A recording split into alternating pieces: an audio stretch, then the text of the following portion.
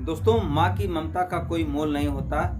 ना जाने कितने विद्वान माँ की ममता को लिखते लिखते चले गए, लेकिन माँ की ममता को आज तक कोई विद्वान समझ नहीं पाया और ना तो लिख पाया, क्योंकि माँ की जो ममता है वो अथाह है, एक सागर है। माँ की ममता को कोई जान नहीं सकता कि माँ की ममता किस हद तक है। एक माँ अपने बच्चे को पालने के लिए, पोसने के लिए, उसकी अच्छी परवरिश के लिए ना जाने कितनी यातनाएं सहती है, ना जाने कितने कष्ट झेलती है।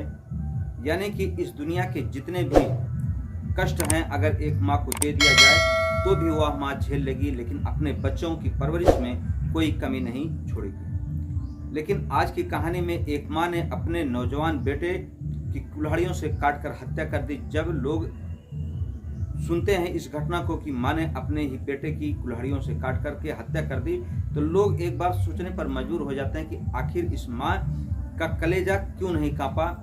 अब माँ ने अपने ही बेटे को, जिसको पाल पोस करके बड़ा किया था, उसको किस कलेजे से काट करके इस दुनिया से सदा सदा के लिए विदा कर दिया। लेकिन जब माँ को वह पुलिस गिरफ्तार करती है, वहाँ की माँ का स्टेटमेंट लिया जाता है। जब माँ अपने ऊपर आपबीती बताती है, तब माँ की बात को सुनने के बाद हर किसी का कलेजा फट जाता है और तब लोग कहते हैं कि इस माँ ने जो भी किया बहुत अच्छा किया, इसको बहुत पहले यह कदम उठा लेना चाहिए था। दरअसल जो माँ थी वह अपने बेटे की जो कुरीति थी उस कुरीति को छुपा रही थी, लेकिन जब उसकी हरकत कुछ हद से ज़्यादा बढ़ जाती है तब माँ को एक दिन चंडी रूप धारण करना पड़ जाता है और माँ चंडी रूप धारण करके अपने ही बेटे को इस दुनिया से सदा सदा के लिए विदा कर देती है। दोस्तों, तो आइए जानते हैं आज की कहानी को, जिसे सुनने के बाद आप भी सोचने पर मजबूर हो जाएंगे कि आजकल के बच्चे अपने समाज की, अपनी मर्यादा को, इंसानियत को शर्मसार करने के लिए ऐसे ऐसे कदम उठा लेते हैं। नमस्कार, प्रणाम, मैं हूं मोनू भारद्वाज। हृदय तल की गहराइयों से आपका हार्दिक स्वागत करता हूं। आज की जो सच्ची घटना लेकर आया, यह घटना है उत्तर प्रदेश का। एक जिला पड़ता है बिजनौर और वहीं का एक थाना है मंडावली। वहीं का एक गांव पड़ता है श्यामीवाला और श्यामीवाला की रहने वाली एक महिला जिसका नाम है मुन्नी देवी और उन्हीं का एक लड़का है जिसका नाम है अशोक, उम्र है 32 साल। दोस्तों, अशोक का जो आचरण है वह काफ़ी गलत है। वह अक्सर दारू का नशा करता है और दारू पीकर अपने घर पर आता है, जिसके कारण वह अपनी पत्नी से आए दिन मारपीट करता है। मारपीट करते करते एक दिन जब उसकी पत्नी इसकी इसी हरकतों से तंग आकर उसको त्याग देती है, यानी कि उसको छोड़कर चली जाती है। अब जो अशोक था वह धीरे धीरे और भी उसकी जो कर्म थे और भी बुरे हो जाते हैं, जो उसकी संगतें थी और भी बुरी हो जाती हैं। वो शराब का आदी हो जाता है, नशे का आदी हो जाता है और बिना शराब पिए उससे रहा नहीं जाता। दोस्तों, 7 अगस्त 2025 की बात है जब अशोक अपने घर शराब पीकर आता है और अपनी माँ से छेड़छाड़ करना शुरू कर देता है। तभी माँ एक कुल्हाड़ी उठाती है और उस कुल्हाड़ी से अपने बेटे के गर्दन को काट देती है। काटने के बाद फिर शोर मचाना शुरू करती है। उसके शोर को सुनने के बाद आस पड़ोस के लोग जुटते हैं और कहते हैं कि क्या हुआ क्या हुआ। जब देखते हैं तो देखने के बाद लोगों को चीखें निकल जाती हैं, क्योंकि वहाँ पर उसका एक नौजवान बेटा अशोक, जिसकी बॉडी पड़ी हुई थी खून से लथपथ। तभी उसकी सूचना कोई थाने पर दे देता है और मंडावली थाने की पुलिस तत्काल प्रभाव से उस मौके वारदात पर पहुँचती है और देखती है कि वहाँ पर जो लड़का है अशोक, उसकी बॉडी पड़ी हुई है खून से लथपथ। तुरंत उसको कब्जे में लेती है और पोस्टमार्टम के लिए भेज देती है। दोस्तों, पोस्टमार्टम रिपोर्ट आती है। आने के बाद उस शव को दे दिया जाता है अंतिम संस्कार करने के लिए। गांव के लोग जुटते हैं और अंतिम संस्कार कर देते हैं। अब पुलिस अपने तरीके से खोजबीन कर रही थी, पूछती है कि आखिर कैसे यह घटना घटी। तब वह माँ बताती है कि यहाँ पर कुछ चोर लोग आए थे मेरे घर में और उन्हीं लोगों के द्वारा मेरे बेटे की हत्या की गई है। पहले तो पुलिस इस माँ के ऊपर शक नहीं करती, लेकिन पुलिस को जब कोई सुराग नहीं मिलता, कहीं पर पांव के निशान नहीं मिलते, कोई फोर्स एंट्री नहीं मिलती, तब पुलिस का शक उस माँ और बाप के ऊपर जाता है। पुलिस तुरंत मुन्नी देवी को हिरासत में लेती है और कहती है कि एक बार तुम पुनः से याद करके पूरी घटना को बताओ, आखिर कैसे कैसे क्या वाकया हुआ। मुन्नी देवी अपने बयान पर अड़ी रहती है और कहती है कि मेरे घर में 4 लोग घुसे और मेरे बेटे से हाथापाई किए। उसके बाद मेरे बेटे को मौत के घाट उतार दिए।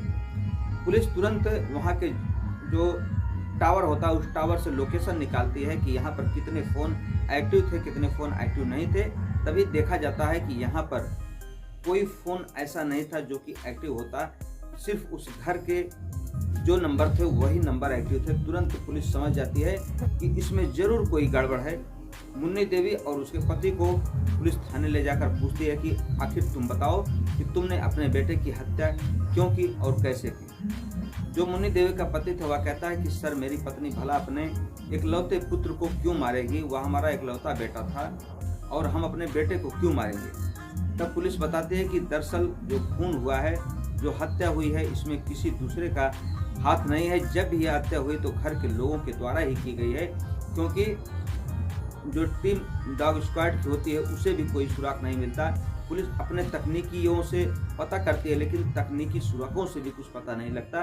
इस नाते पुलिस जब मुन्नी देवी से तरह तरह के सवाल दागना शुरू कर देती है तब मुन्नी देवी टूट जाती है और मुन्नी देवी अपना जुर्म कबूल करती है और कहती है कि हाँ, मैंने ही अपने बेटे की हत्या की है। दरअसल जो मेरा बेटा था वह आए दिन मेरे साथ गंदी हरकतें करता था। दरअसल जो उसका बेटा था वह शराब के नशे का आदी था और 2 साल पहले उसकी बीवी जो है उसकी इसी हरकतों की वजह से छोड़कर चली गई थी। लेकिन जब से उसकी बीवी चली गई तब से वह शराब का और आदी हो गया था और आए दिन आता था घर पे।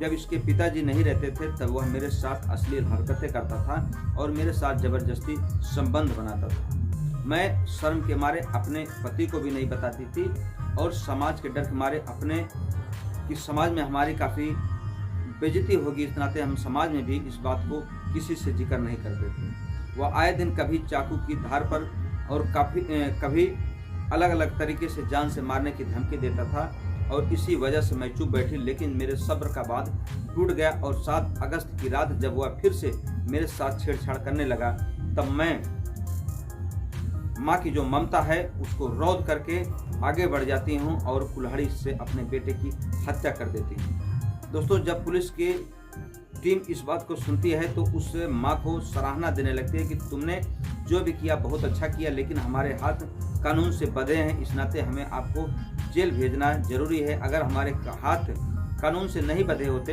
तो शायद हम आपको जेल नहीं भेजते।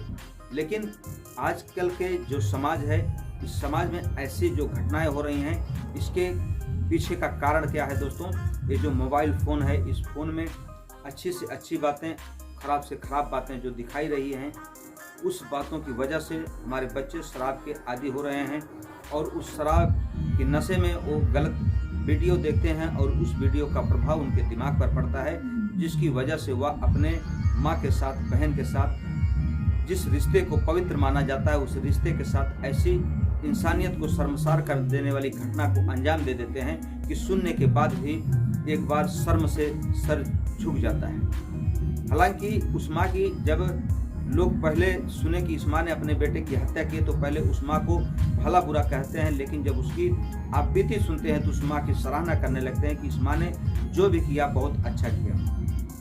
दोस्तों, वैसे आप इस माँ को क्या कहना चाहेंगे? कमेंट बॉक्स में जरूर लिखें कि इस माँ ने अपने उस बेटे के साथ जो किया सही किया या गलत किया। उस बेटे की जो कारनामा था, जो उसकी हरकतें थी, जो उसके काम थे, उस काम का उसको परिणाम मिला, क्योंकि कहा जाता है कि अक्सर बुरे काम का बुरा नतीजा होता है। आज नहीं तो कल आपको उसका परिणाम भुगतना पड़ेगा, चाहे आज या कल।